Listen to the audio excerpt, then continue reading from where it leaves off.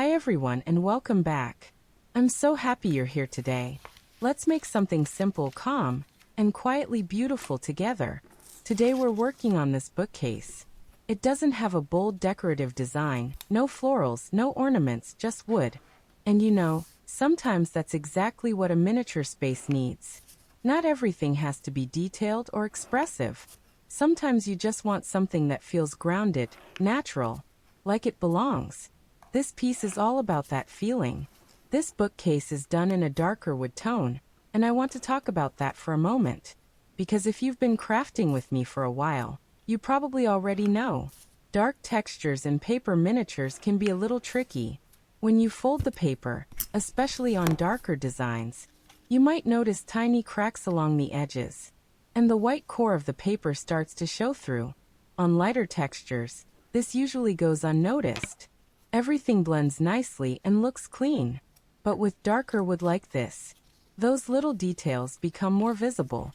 So at the end, you can either embrace it, or use a few small tricks, like gently coloring the edges, or touching up the folds to make everything look more finished. And honestly, if it doesn't bother you, you can absolutely leave it as it is. Sometimes those imperfections even add character. This is also not the only version of this piece.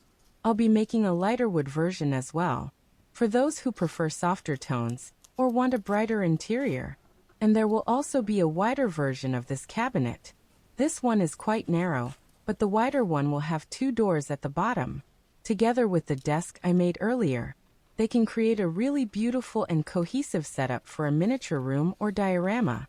So if you enjoy this style, there's definitely more coming. And for those of you who are new here, welcome.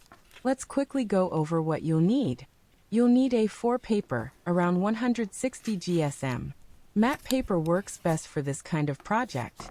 You'll also need scissors, a glue of your choice, and an awl, or any tool you like to use for scoring fold lines. That's it.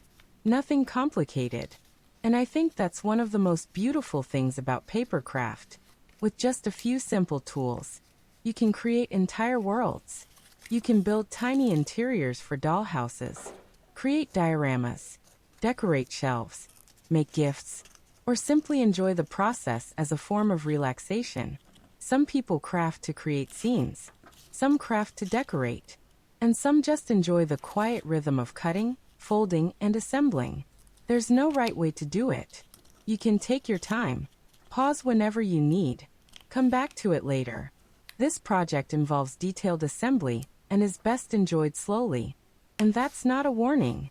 That's an invitation. As you start assembling, try to pay attention to your folds. Keeping clean 90-degree angles really makes a difference. It might seem like a small detail, but it helps the whole piece look more structured and realistic. Take a moment before each fold. Make sure your lines are properly scored. And don't rush this step. It's one of those things that quietly improves everything. Now let's talk about the door latch. You might have seen me do this before, but I'll mention it again. I always apply a bit of glue to the latch. And the reason is simple. Paper fibers can start to fray over time, especially in parts that are used more often. When you open and close the door, the latch can become soft or fuzzy and lose its shape. So by adding a thin layer of glue and letting it dry completely, it becomes much firmer and more durable. Just make sure you give it enough time to dry. You want it to feel almost solid before using it. And now, we can just enjoy the process.